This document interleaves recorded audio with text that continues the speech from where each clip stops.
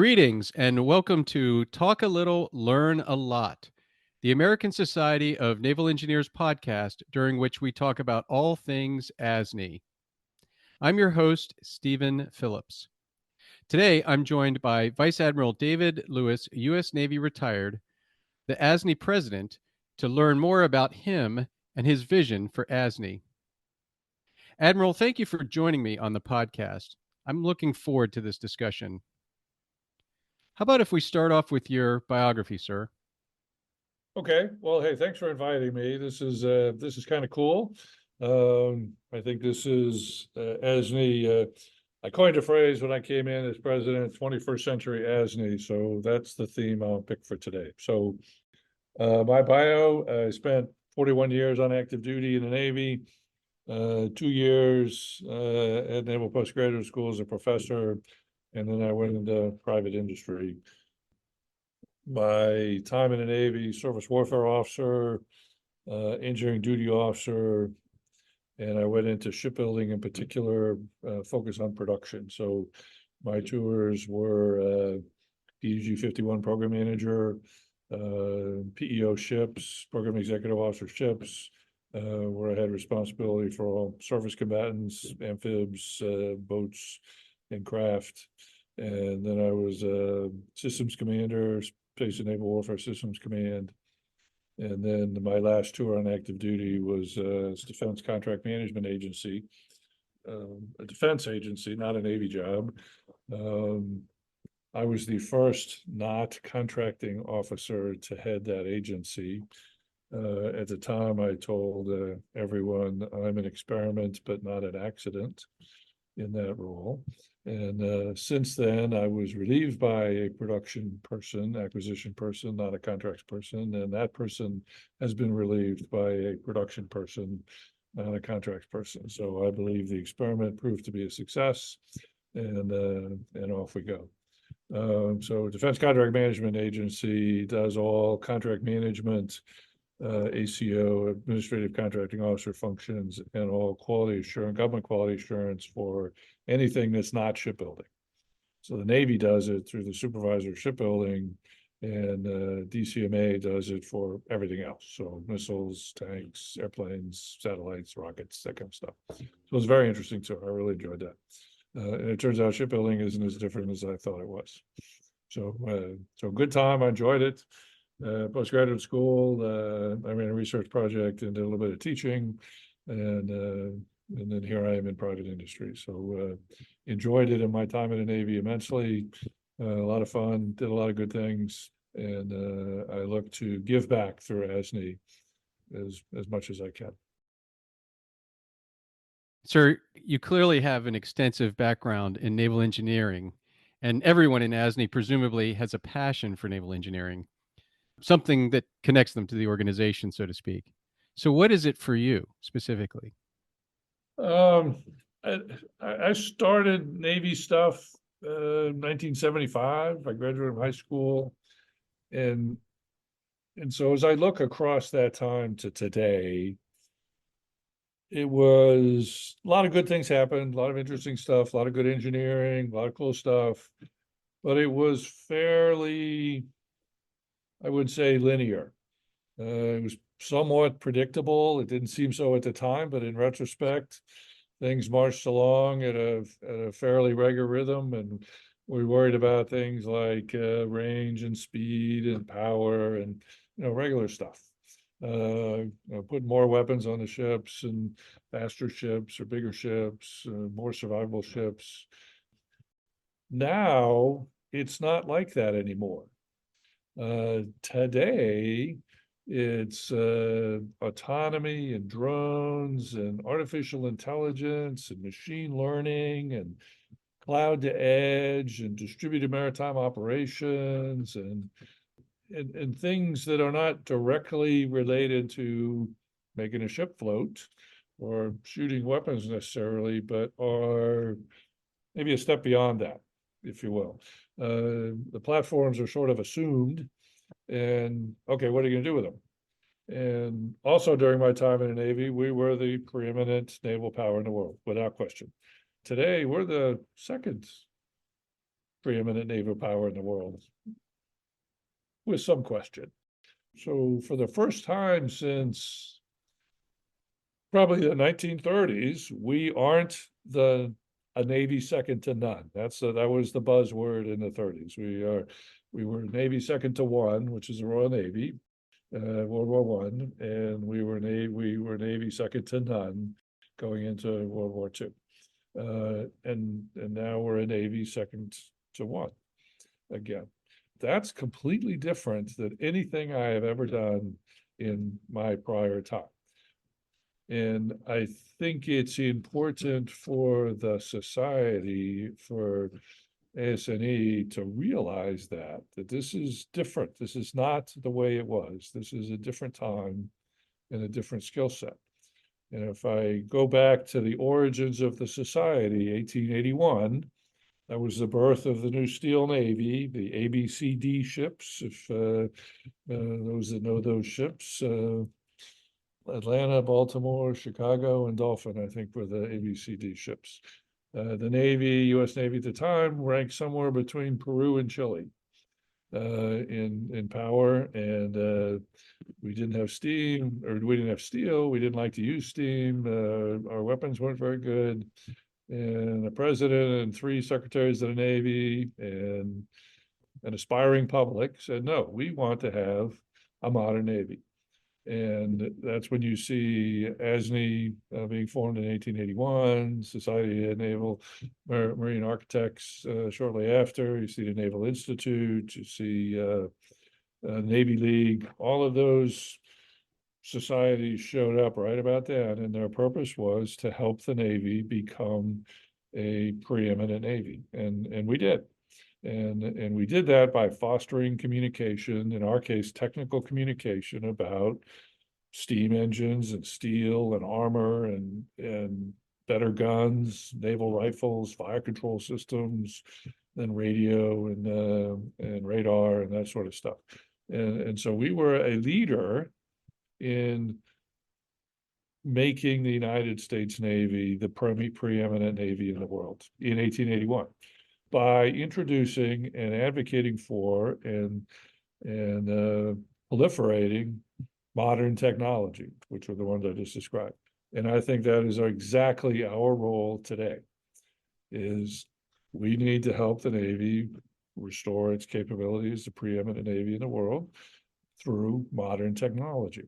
And that means AI and ML and big data and autonomy, autonomous systems. So to me, this is the most exciting time for naval engineering in, how long is that? 140 years. So I am thrilled. I mean, I'm really thrilled to be doing this. And the challenges we have today are exactly the challenges we had in 1881. Congress had passed a law, you can't buy weapons from England, you can't buy armor from Italy, those were you can't get stuff from France, you got to do it domestically. Okay, that's the issue we have today, is we have to grow our own, if you will. And that means people. That means we need engineers, properly educated, trained, and interested in naval engineering matters. And so that's, to me, that's the 21st century ASNE, that our mission in the 21st century is the same as it was in the 19th century, with different bits, different technologies. And our role is the same, advocating, educating, putting together conferences, exchanging information, identifying who's doing a good thing, proliferating that good thing out amongst the community. And so we are an advocate, we are an educator, we are a community builder. And that part of the mission hasn't changed at all. It's just the topics that have changed. And you're seeing that in the journal, you're seeing that in the conferences that we're doing. We're seeing a movement towards those 21st century topics. And to me, those are naval engineering, no different than motors and rotors were, 140 years ago. It is quite a sea change. You mentioned a couple of other organizations that were lockstep with ASNE back in that time, the Navy League, the U.S. Naval Institute. These are all great organizations, much to like about what each of them. But what is it that you like about ASNE? I think it's that community building, that bringing people together with a common interest, a common motivation, and exchanging, learning from each other, building that community, discovering that Bob over there and at the company is working on the same stuff that Bill over here is working on in the Navy. And gee, wouldn't it be good if Bob and Bill talk to each other? And Mary over there she's got some good stuff going on, and we need to get her on the team because she knows what's happening. She's pushing the envelope. And that's I think our role is to bring people to get people together. We do it in the forum of conference in a public way, in the forum of conferences and symposium. We do it individually through the journal. Then people read it. They write the author. They call people up, and we offer to do a symposium on that topic, and bring people together. And I would say probably in the symposiums I've been to recently, I'd say 20-30% of people there hadn't been to one before. But the topic was of interest to them. We just did an Arctic Ops conference. It was probably 70% government, and quite a few of those people in the room hadn't been together before. Arctic Ops is back because you can go there now. You couldn't before. So that's a new thing. And that's, I think, our role is to bring people together, facilitate discussions. We might be the experts, we're probably not, but we know who the experts are, and we bring them together, and experts talk with experts, and that builds a community of expertise, and that helps the Navy do its mission in a modern way with current technology, for them to learn about it, how to do it, and make it better, and put it in the fleet. That's the key. If it's not a fleet, it doesn't count. What are some of the ASNE events that you have participated in over the years? We have a Fleet Maintenance and Modernization Symposium once a year. That's sort of our culminating, I would say, sustainment event. We alternate locations. It's in Norfolk one year, San Diego the next year. So we get East Coast, West Coast, East Coast, West Coast. I helped set up the San Diego version of it years ago when I was in San Diego, and that started small. I won't say it was 3 people at a bar drinking a beer, but it wasn't much more than that. And now it's down at the San Diego Convention Center, and it's a first-class event. And well done to the San Diego ASNE section for honchoing that through. That's a volunteer event by volunteers, active duty military, industry, retirees, the full cross section, doing an awful lot of work to put that together. And it's a major event. And Norfolk is bigger, always has been. Again, same thing. Tidewater section. That's a major push for them for the whole year. And it's down at Virginia Beach Convention Center, and it's a first-class event all the way. And as I said, the value is of both of those is the getting people together and the conversations. The panels and the industry booths are an education event. Hey, look what I've got. Look what I can do.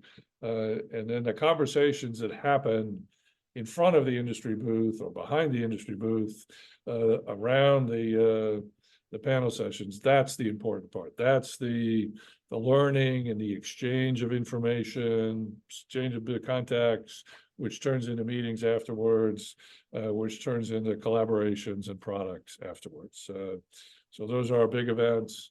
We have several other topical common systems or Arctic Ops I mentioned, ship design. So there are others that are more topical. I'll do a little marketing here. We're always willing to set up a new event for something new. I mean, I would love to do an artificial intelligence machine learning event.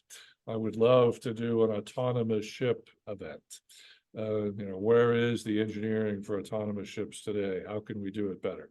Lots of companies are doing things. Navy's doing a lot of stuff. Get it together, compare notes, see what's going on. So we can and will flex to the demand signal by topic. And the last thing is we have a vibrant STEM effort. It's funded through Office of Naval Research. We have a dedicated staff to that. We do several events a year, and it's targeted to 5th, 6th, 7th graders, which is where engineers start. And to show children at that age what engineering is, and how it works, and how they can contribute, and how they can be successful and innovative in the engineering field. And it doesn't matter what kind of engineering, and we're agnostic to that. But the statistics say a lot of children get put off by the math and the science, and elect to do other things. And our intent in this is to show that it's not complicated, it's not hard, it's just math and science. And you get through that, and there's all kinds of fun stuff on the other side of it. So, if that answers your question. Indeed. Indeed. Have you ever written for the Naval Engineers Journal?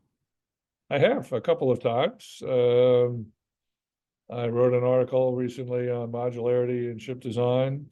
Written for proceedings, had some academic work written in other ones. So I really encourage people to do that.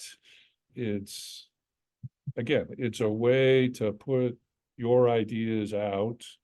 There is rigor in writing all that stuff down. That's hard. I mean, you're writing stuff down that are going to be read by strangers, and they're going to be critical. That takes some that takes courage, and that takes self-confidence, and that takes belief in your own ideas. And the act of writing, turning thoughts into prose is what I call it.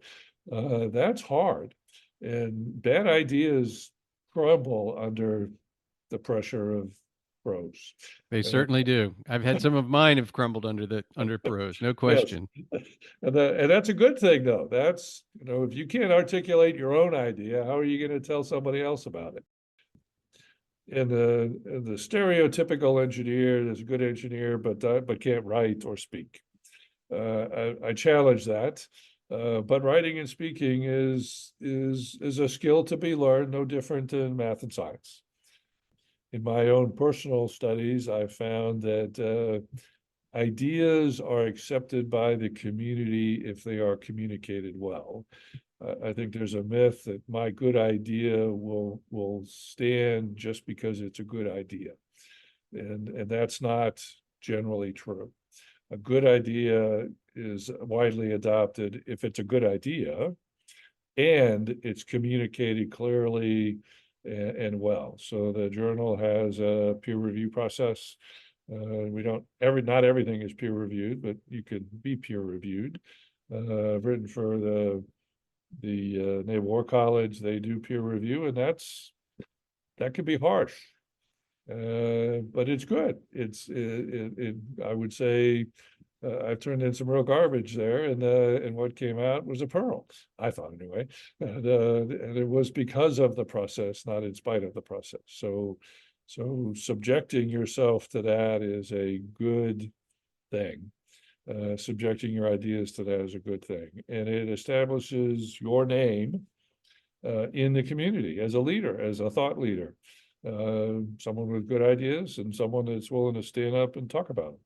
And then you go to a symposium and you give your paper, and people question you, and you respond, and the idea gets better. And then they write a paper about your paper, and knowledge progresses then.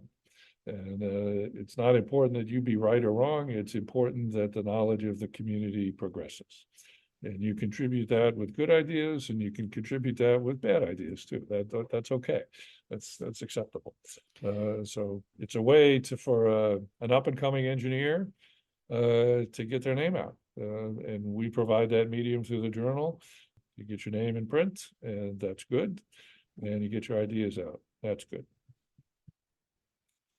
What changes would you like to see for ASNE?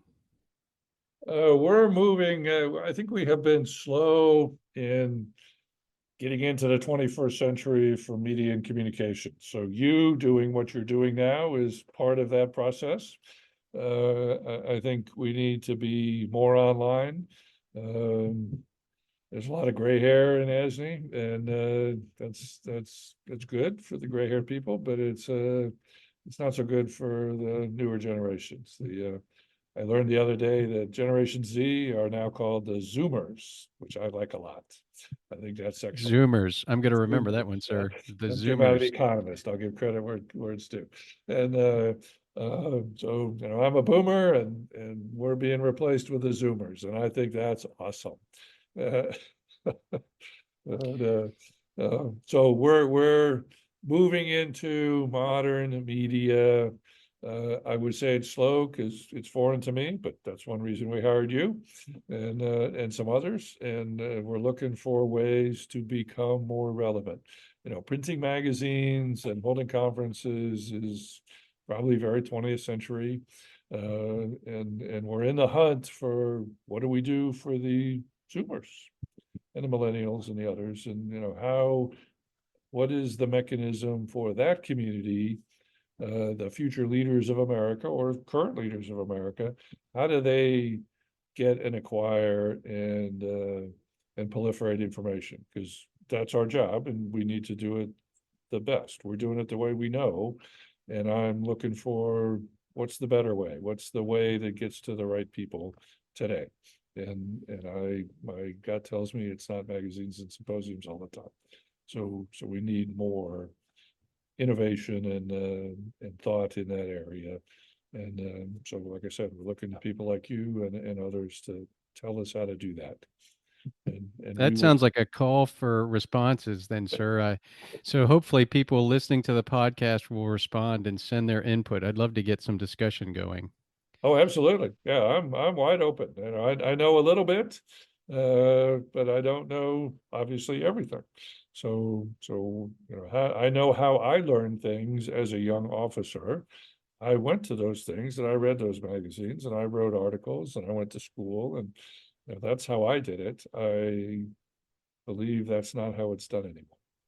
Yeah. So, Well, change is good, sir, but we also don't want to throw the baby out with the bathwater. So, as a boomer, using your term, what aspects or elements of ASNE do you want to preserve? I think the technical rigor matters. The Okay, you want to make a thing go Mach 7. That's great. Good. That's a good idea. We should do that. Okay, well, how does that happen? The rigor behind the good idea. I think Edison once said, people often don't take advantage of opportunities because opportunity looks like work and it shows up in coveralls. And I think he or somebody else said, success is 5% inspiration and 95% perspiration. That's another one. So that part doesn't change, whether it's AI or whether it's, motors and rotors or electrical engineering, designing a better circuit. That's all time spent slugging through, well, how are we going to make this work? That I don't think has changed, nor should it change, frankly. The tools maybe make you fail faster, which is good. Learn faster. I learned computers between 11 p.m. and 3 a.m. sitting in a library by myself with a piece of paper and a pencil. And I worked through a 2-bit computer, two-bit computer. And I ran it through NAND gates and OR gates and NAND gates until I figured out how computers work. Poof. Probably not the best way to do it today. But if you're working Chat GPT and you want to have it do something, I think 4 or 5 hours cranking away at it is probably would be a normal thing. And I played around with it a little bit. I need more time on that thing. And just like old technology, new technology has flaws. It's brittle. AI is brittle. That's the term of art. Um, so, what are its weaknesses? What can't it do? We have always been enamored as military people with miracle technologies. The thing that's going to win the next war, and they 100% of the time don't turn out to be like that. It's often a cloud on a PowerPoint with nothing, like a cloud with lightning bolts, right, sir? And I heard that the other day. Somebody said, that lightning bolt, how much does that lightning bolt cost? right, That's $1 billion lightning bolt. Okay. right. And things get more complicated. So it's layers on layers on layers on layers. And so if you're functioning at the top layer, you're expecting all that other things to work, all those others to work. And if they don't, that's a problem. And you should know what your failure modes are and failure analysis. So we did a whole issue on operational testing and evaluation. It's the largest issue we've ever done. And it's all about how do you know if something works or not in a formal way.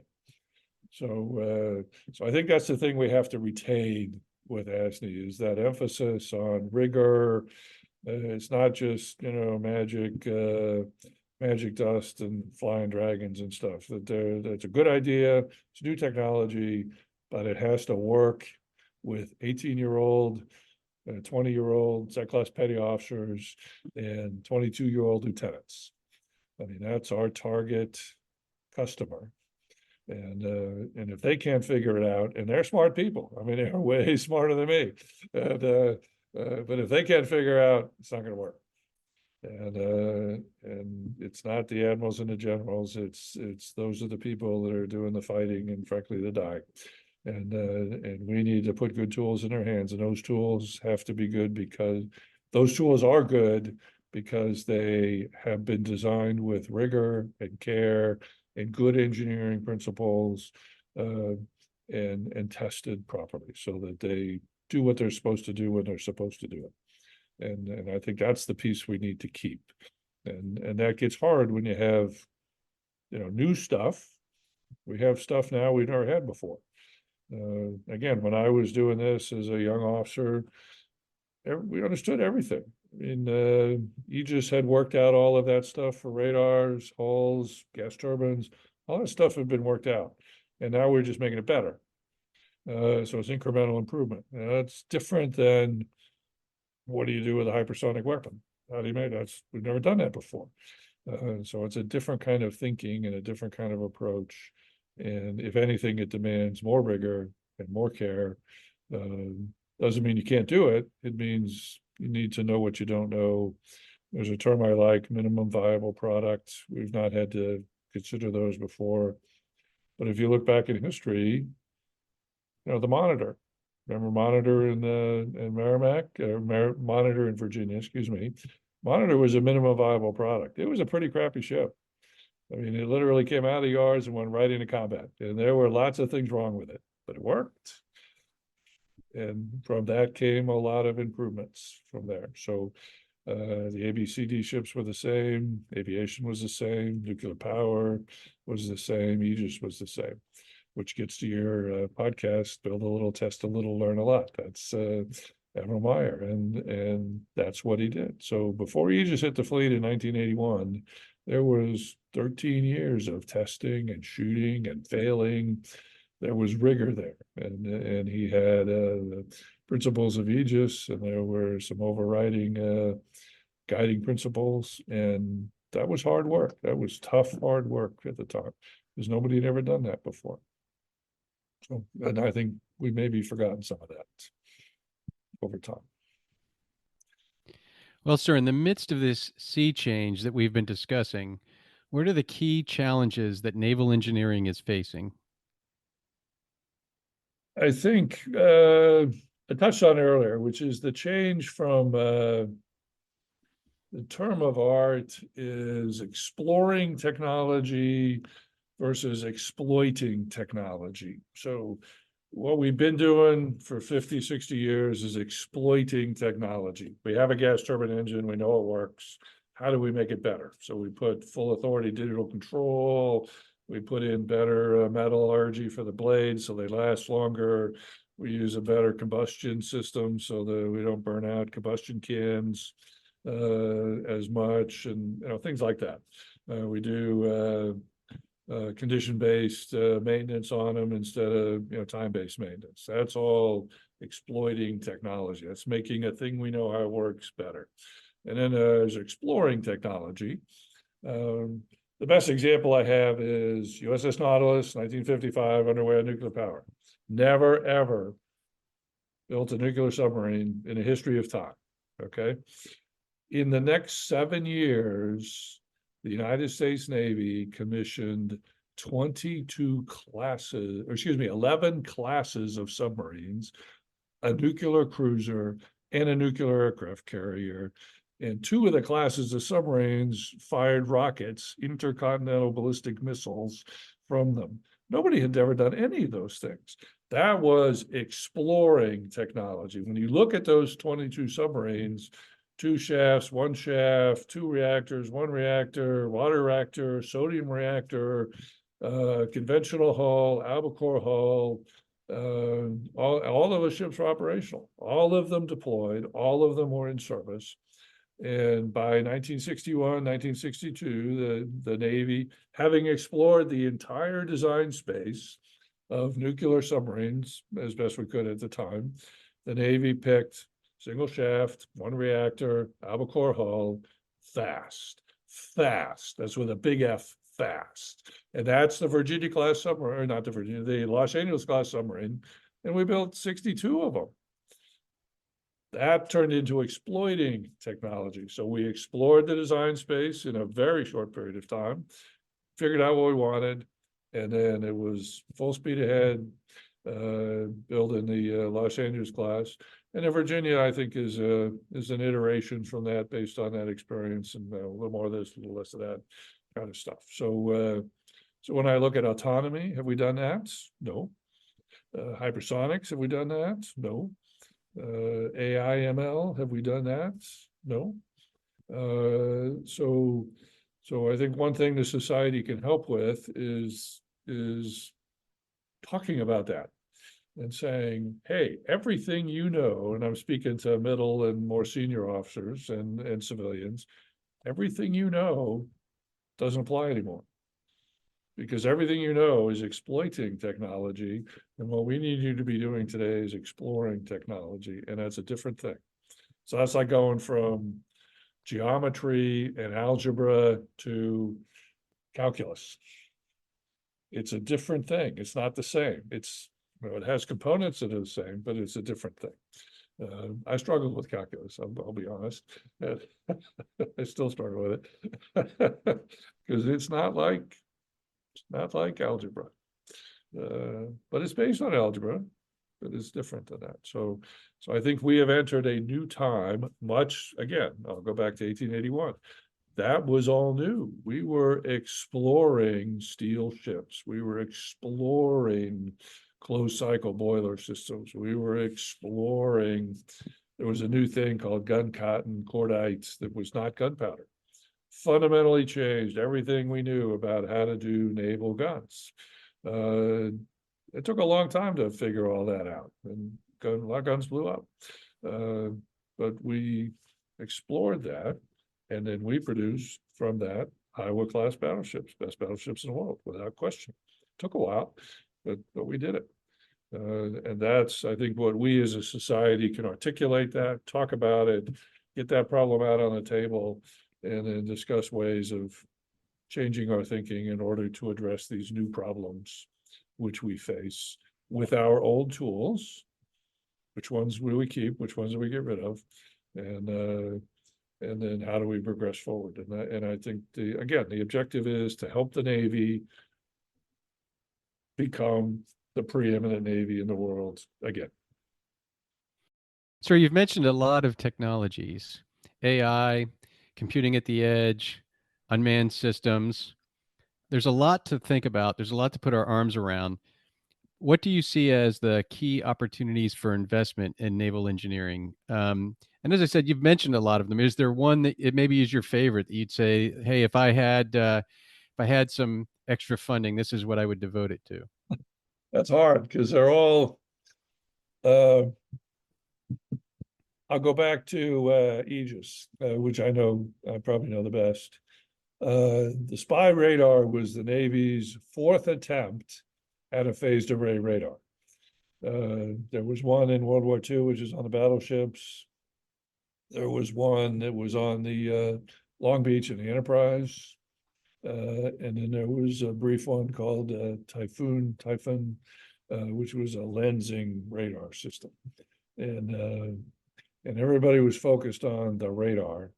And it turned out the real problem was the computer.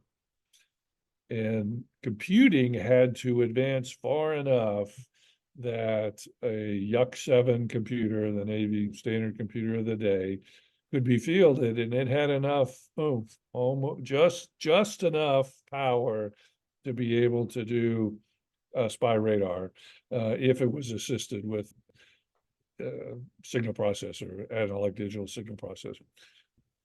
And then the improvements since then have been more digital and less analog in the system.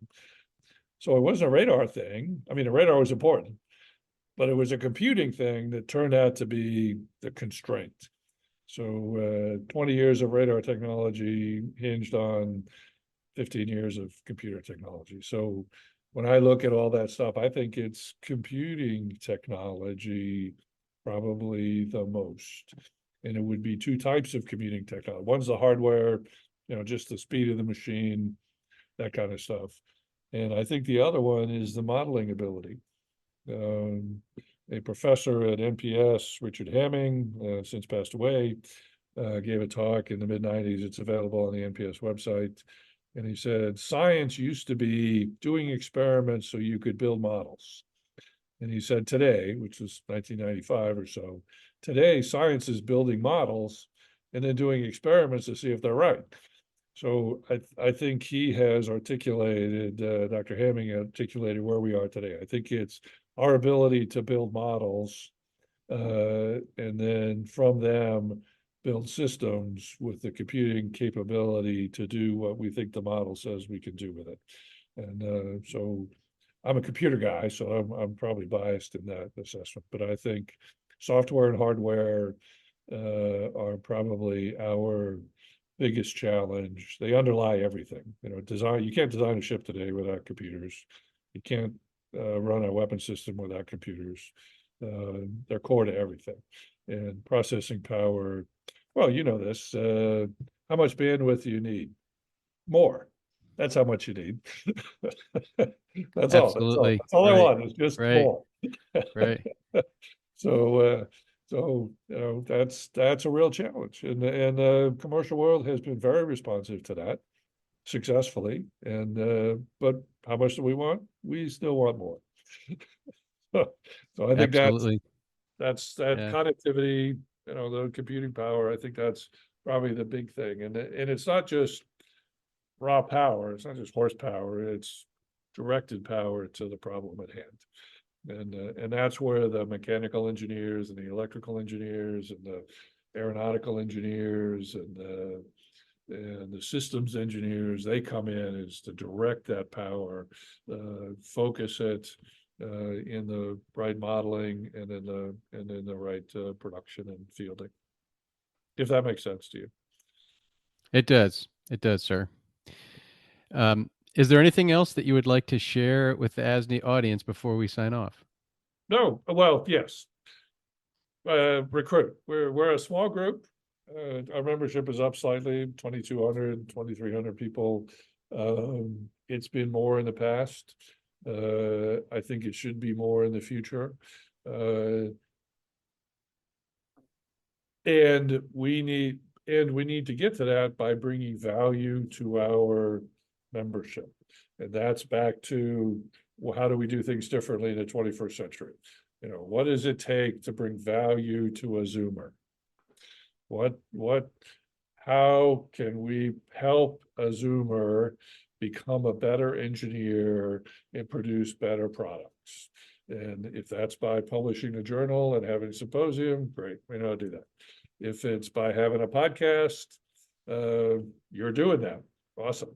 If it's through some other medium or mechanism, then I'd like to know what that is, because you, the members, are our other customer, because you serve the ultimate customer, the petty officer, the lieutenant commander. And I think that's near term. That's really where I'm looking at, is how do we become useful to today's and tomorrow's naval engineers, in terms of enhancing their knowledge, enhancing their education, enhancing their careers, enhancing their value to the Navy. And I desperately want to know what that is so that we can do it and deliver that better product to our ultimate customer, the sailors in the Navy, and Marines in the Navy, and Coast Guard, and Merchant Marine. So I don't want to exclude anybody there. But that's probably our near-term challenge and our near-term goal. Over. Well, that sounds like another call for input, sir. Yes, it is. Yeah. So thank you, Admiral Lewis, for Okay. taking this time to discuss your view of ASNE, thought on its future, and on the state of naval engineering. I'm sure we'll welcome you back in the future to talk a little, learn a lot, the podcast of the American Society of Naval Engineers. Thank you.